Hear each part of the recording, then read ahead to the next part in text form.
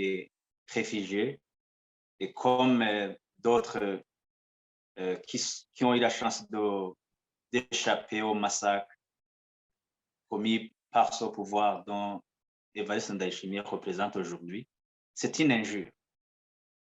C'est une injure parce que, en tant que chef de l'État, au moins, il devrait s'inspirer de cette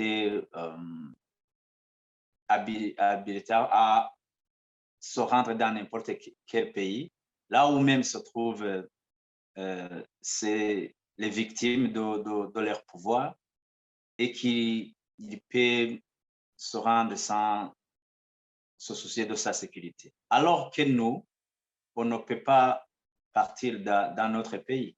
Donc, si le président est en train de juger les réfugiés sans qu'il offre, il juge lui-même et son pouvoir pour offrir des conditions pour que nous nous sentons aujourd'hui capables de pouvoir rentrer dans notre pays. C'est pourquoi j'ai dit que c'est une injure. Il parle de ça en oubliant que quand on perd un parent, quand on perd un proche, on ne peut pas même aller se recueillir pour la dernière fois avant qu'on l'enterre. Donc, ces propos choquent. Parlant d'Nkurunziza qui fut le chef de l'État pendant 15 ans, nous gardons l'héritage d'Nkurunziza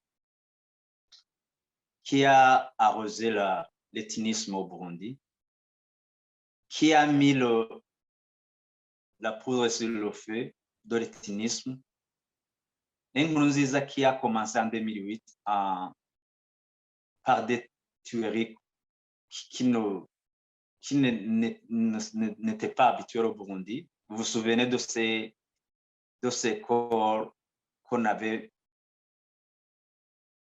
transpercés avec des tiges de bambou à Muyinga par le biais de son colonel Vital Bangirinama, qui l'a par la suite protégé de toute poursuite judiciaire.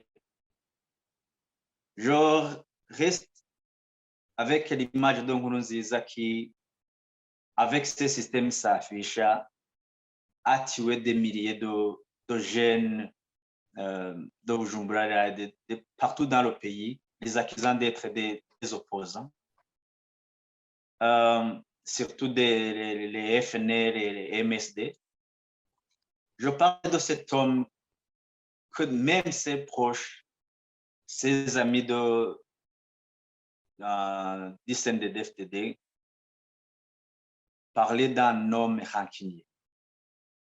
Et quand on parle de Nkurunziza comme le guide suprême du patriotisme, je dirais que c'est un sacrilège pour la mémoire des Burundais et aussi pour l'histoire du Burundi. Parce que Nkurunziza est l'un des chefs d'État burundais qui ont piétiné tous les symboles qui devraient renvoyer au patriotisme. En 2015, par cupidité de pouvoir pour se maintenir au pouvoir, coûte que coûte, qui, avec cet assourdissant désir de ne pas même écouter ses proches du CNDD-FDD, s'est maintenu au pouvoir et a osé massacrer des jeunes gens, des Burundais épris de démocratie qui voulaient un changement démocratique et qui voulait que son Nkurunziza parte parce qu'il avait même bien avant failli offrir une alternative à un Burundais qui sortait de 10 années de guerre dans laquelle il participait. Il est tout sauf un patriote. Parce que Nkurunziza, le nomma patriote, c'est piétiner la mémoire du prince Rugwa Gasore, que tous les Burundais s'accordent à dire qu'il a été assassiné parce qu'il est pour son amour du Burundi. il pouvait être en connivence avec les colonisateurs pour rester et jouer à leur poupée, mais il a préféré mourir pour que les Burundais soient indépendants, soient libres.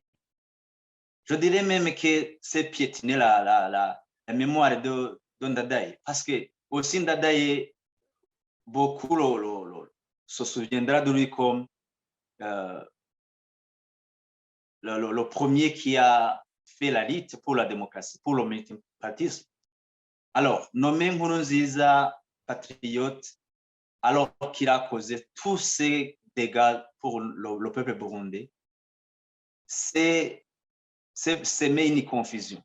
Pour que même demain, ceux qui viennent pour changer des choses, ils sentent la honte de ne pas juger Nkurunziza. Je ne serais pas surpris si dans une année, dans 2 ans ou 5 ans, le pouvoir va changer demain. Il y a des gens qui réclameraient que Nkurunziza et CSB soient jugés. Parce que c'est légal. La loi peut juger une personne même après sa mort. Parce que Nkurunziza, il a des propriétés qui sont semées de sang.